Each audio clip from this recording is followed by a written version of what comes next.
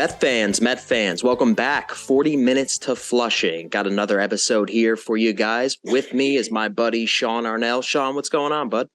Too much. How's it going, Mike? Yeah, it's been a lot better the last 2 days in Mets lands. We got a lot of positive things going over the last 2 days. However, you and I have to talk about the stuff that happened before these last two games. You know, we can't just turn the season around and be like, oh, everything's okay now. No, we have to kind of sit with the trouble and talk it out. Yeah, you know, as we were looking to record this podcast, I think the tone shifted pretty significantly. We were going from one of the worst months of baseball I remember seeing in a long time to, last night's game and obviously the win today against the Rays. So that changes the tone a lot. We'll get into how shitty the team has played so far in May and talk about the troubles. And then obviously got to talk about the good, too. And last night's game was by far the win of the season. I mean, I was losing it. We'll get into that, talking about the kids, and then kind of wrap up with how we feel about the team going forward. Yeah, no, I like that. But let's talk about the struggles we had in the beginning of May. I know last episode we were kind of looking at May, a little bit of a softer schedule. We were be able to make up some ground. We had a better April than we did May so far. We got off to a 4-11 start in the first 15 games this month. And it's not just... Oh, yeah, we're not catching April. No, for sure. It's not always the record that they have right now in May, but it's the style and way they're losing the games. Last night being the first walk-off win, it certainly felt that way.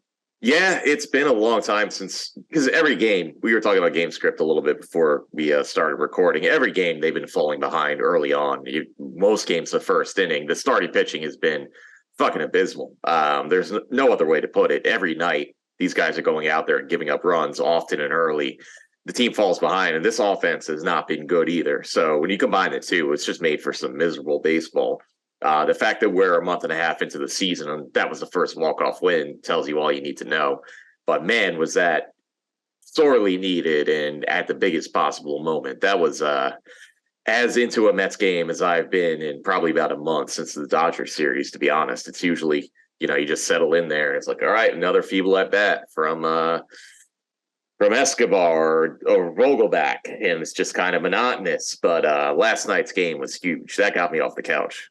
All three of the home runs, I literally jumped off my couch because we were just fans and the team. The energy was dead. It was flat. We had nothing to be excited about. Justin Verlander, he was supposed to kind of be the saving grace. He got roughed up and then he got booed out of the stadium. Now, granted, it's against the Tampa Bay Rays, and they've beaten a lot of teams this year, which is why I feel so good about these last two games, because it was against the Rays. Now, none of that means anything if you go out and flop this weekend against the Guardians and then the following week against the Cubs, or when the Nationals come into town, who've low-key have had our numbers so far this season, and I don't really like it. But like I said, it's one thing to do it on one night, but they have to continue this. Got a lot of vibes from last season, from last night's walk-off win. Kind of reminded me of that. Pete, obviously, everybody loves hearing the word fuck apparently on TV. And I'll tell you what, that kind of jacked me up too. Had to have planned that. But it's a good sign. Hopefully more things to come. But back to the game script. When you find yourself in the fifth inning, already down by a couple of runs, when your offense hasn't been firing on all cylinders, leaving a lot of men on base, you're kind of doomed. Saw a stat today in the SNY postgame show, and this kind of tells you everything about what the Mets need in terms of a recipe for success. They are 9-0 this season when they get a starting pitcher going out there and pitching 6 innings. So if that tells you what you need to know to be successful, that's kind of a sign right there. Yeah, and that's also how rarely it's happened this year. It's funny, too. I have a group chat with all my college buddies who are Mets fans. And after saying his 6th inning, he finished with those 12 strikeouts. Looked great last night. Was really pounding the strike zone. Texted them and it was like, of course, Senga goes 6 strong, and then we get shut out. And then, like, literally right after that happened, Vientos hits that homer, and it's like, oh, shit, okay. And even then, I was like, yeah, they're not going to pull out this win, but, at least Vientos homered. But, wow. But I was really jacked up with that Alvarez home run. I forgot who was pitching against them, but he hung that curveball, and Alvarez was patient enough this time to wait on it and launch it. Last night's game between Baty, Vientos, and Alvarez injected some life into the team. It was nice to see. And last time we recorded, too, I think we talked about how overmatched Alvarez looked at the plate. I'll be honest, he turned it around fast. I thought maybe it would be a couple months of that where we just watched him struggle until Narvaez came back, and then, it would be kind of one of those tough decisions where they'd have to eventually send him down to get more seasoning. But he almost overnight, he really turned it around at the plate, and defensively looks a hell of a lot better than they gave him credit for. I'm shocked they took them this long to give him the call based on his defense, if that was the real concern. But yeah, last night, for sure, got that hanging curveball. I forget who was pitching at that point, too. The Rays just have a bullpen full of these crafty, like, sidearm guys. But man, he stayed back on it and he launched that ball. So kudos to him. He's looked much better at the plate and a lot more confident. And it's actually, even though he's not raking, he's giving us something offensively at catcher. So you like to see that. How long has it been since we've gotten some kind of offensive production out of catcher? So even just him being a competent human being at the plate makes all the difference. So yeah, you'd love to see that. Love to see him turning it around. You hope he's a big piece for the future. And I think, even though the numbers don't stand out so far for him and Baty, you like what we've seen so far. Vientos called up the other night. I thought it was interesting. He was at third base, not Brett Baty. Yeah, I don't like that. I'll tell you why. And obviously the numbers he put up in AAA were ungodly. When you look at the 150 games he played, he was batting like over 290 with like 40 home runs in 150 games and like I think something like 116 RBIs. It was crazy. Like a 900 OPS. You got to give that guy a chance. The problem is, like, a guy like Baty, you expect to develop into a plus defender at third with a good bat. Vientos really doesn't profile as having any position. He's not a good defensive third baseman. If you're going to play him anywhere, it's going to be first, and Pete has that locked down, obviously. So he's really got nowhere to play but DH. And, if you're going to call a guy up for his bat only, he's really got to hit to stick around. And I think last year, number one, they called him up out of necessity, and they didn't do him any favors calling him up in September in that like crucial situation, him and Alvarez. So, whatever happened last year, obviously he didn't look great at the plate. I pretty much write that off, what happened last year. He was hitting so well in AAA, and yeah, like the offense has been a problem. Don't get me wrong, the starting pitching has been the biggest problem, but still, we don't have any options in AAA really to fix the starting pitching right now. We do to fix the offense, so it was much needed when they finally called him up. And I'm happy he's finally here. Obviously, it was great seeing him get the home run. I don't like seeing him start over Baty at third. I want Baty starting at third every day. I love Buck, but I will disagree with him about the youngsters. I think he's a bit of an old man about the youngsters. Really, apparently he doesn't want to DH them. And, I get not wanting to DH Alvarez. You want him to develop as a catcher because that's where you want him long term. If he can't hack it at catcher and he becomes DH one day, that's fine. But at least give him a shot. Same thing with Baty. He at least profiles as a solid defensive third baseman. Just said it. But Vientos really doesn't profile as having any kind of position. So you need his bat. Like, we're in desperation mode. You need his bat. He's raking in AAA, hitting at a level where you literally can't ignore it because he's been that good of a bat in AAA. You have to call him up to try to help improve this offense.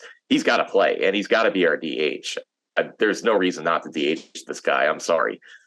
No, I agree with you. Not only does he need to be our DH, he needs to be our DH regardless of who's pitching, lefty, righty, because that's why you brought him here. He was killing lefties and righties. Yeah.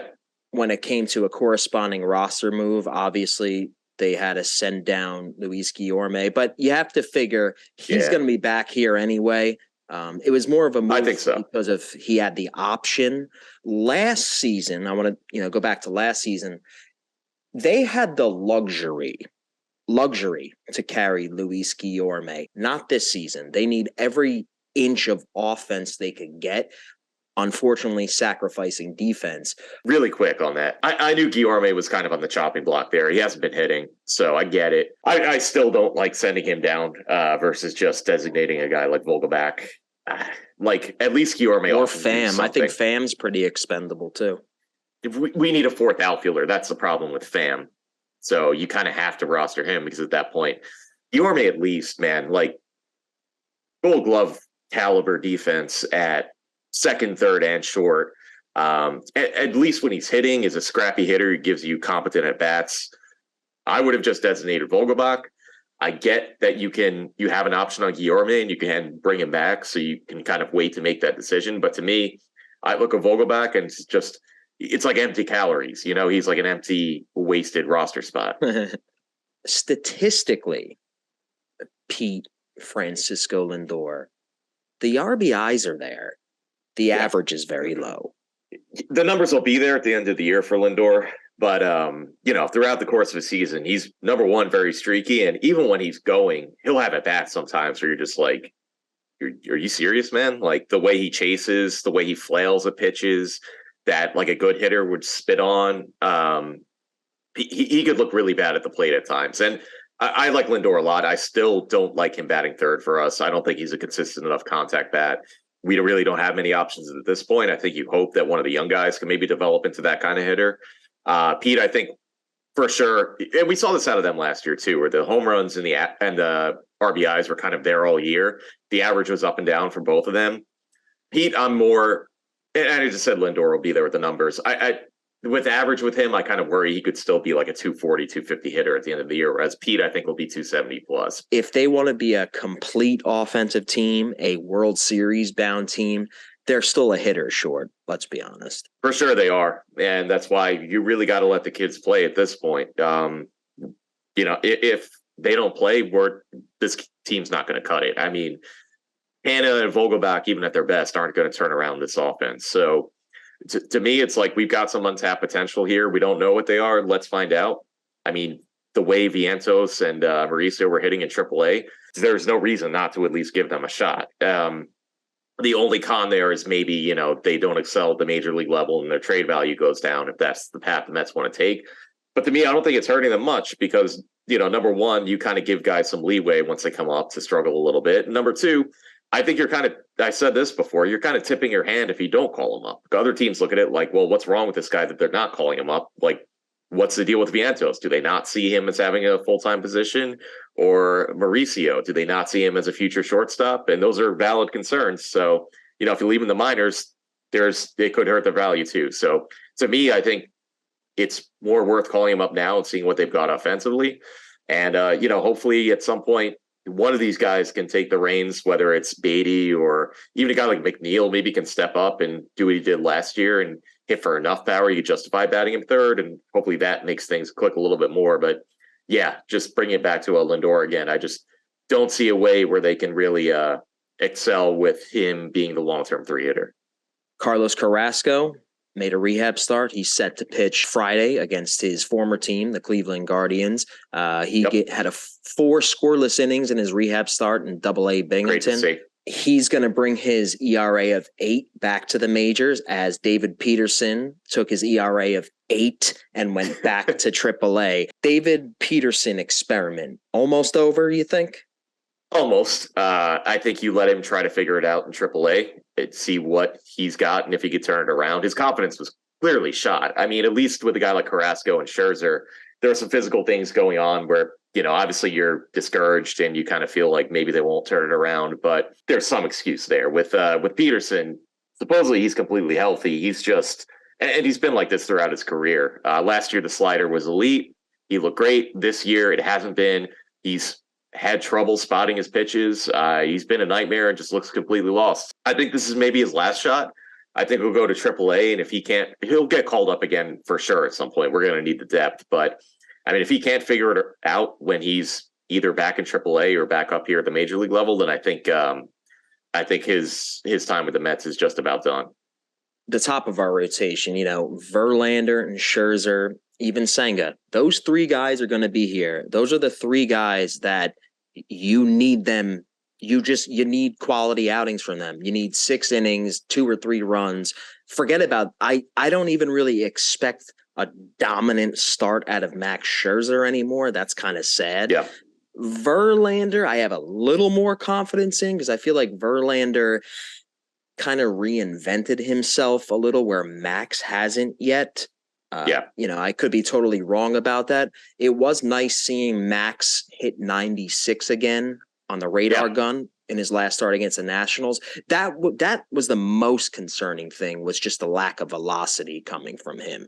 When it comes to our rotation, we know that in 2 or 3 years, what is this rotation going to look like? Well, that's a good question. I don't think it's coming from within the Mets farm system. That's for damn sure. There's nobody you can say, like, oh, you're going to say Matt Allen's going to be our ace in 3 years? Like, we have no idea what this guy is. If he probably projects to be like a 3 starter at best. And obviously, you never know what could happen. But I don't think there's anybody you look to in the minors with a lot of confidence and say, like, oh, they're going to be a long-term rotation option for us.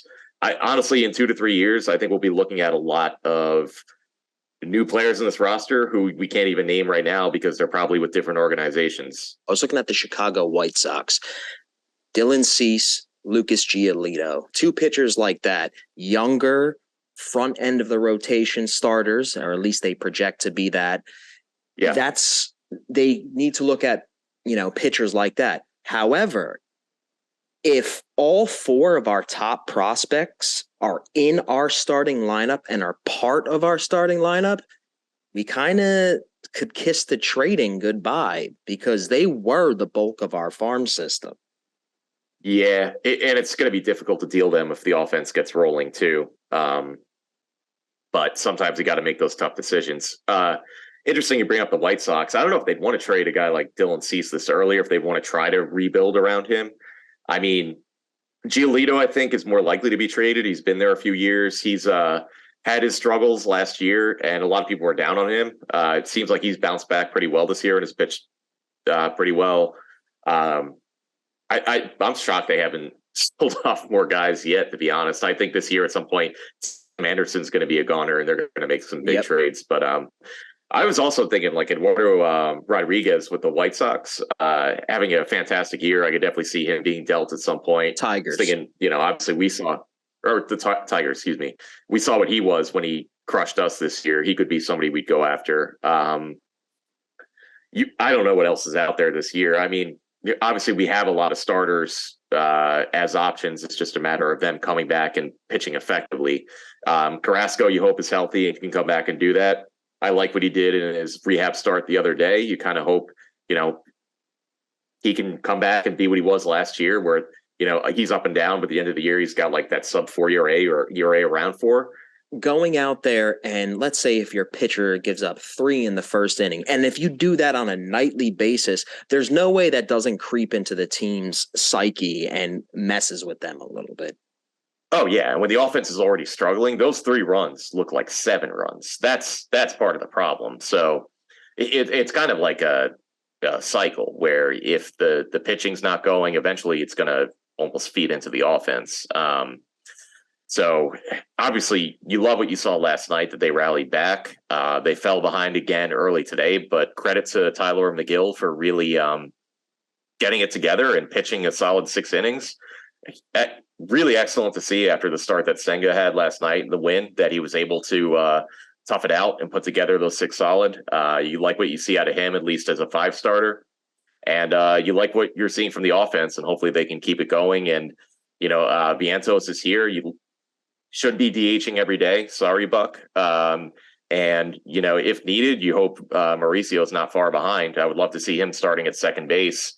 And maybe see McNeil full-time in left field. Just looking at the schedule now, our next 3 series we got against the Guardians, the Chicago Cubs in Chicago, and against the Rockies in Colorado. Looks decent on paper. The Guardians could be a bit of a challenge. They're kind of in the same boat as the Mets right now, a playoff team from last year. They're dead last offensively in terms of OPS, if I'm not mistaken, or close to it. They're last in home runs. They're not getting a lot of pop right now. So hopefully, the Mets could take advantage of that. And with teams like the Cubs and Rockies, you just got to go out there and beat them and don't overthink it. Yeah, the Guardians could be a tricky team. They've got some good young pitching. I think that can give the Mets some problems. And, they've got some hitters even without a lot of that power. So, they're coming to Citi Field. You hope you can take 2 out of 3 like we just did from the Rays. And same thing with the Cubs and Rockies. Like on the road, those can be tricky teams. I think the Cubs are outperforming what a lot of people expected from them this year. I know he's hurt right now, but Nico Horner's been huge.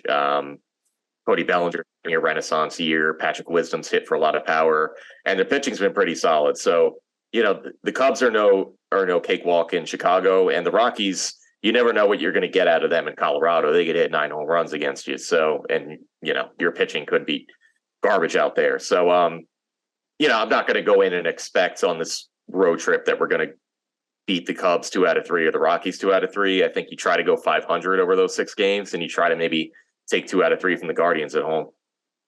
Yeah, I think Mets fans and the Mets team, I don't think now's a time for too much hubris. We have to stay humble. We've seen the ups and downs of this team specifically. So we just got to take it one game at a time. And it all starts the rotation, stacking outings together. Yeah. They do that, then the bullpen can kind of take a step back.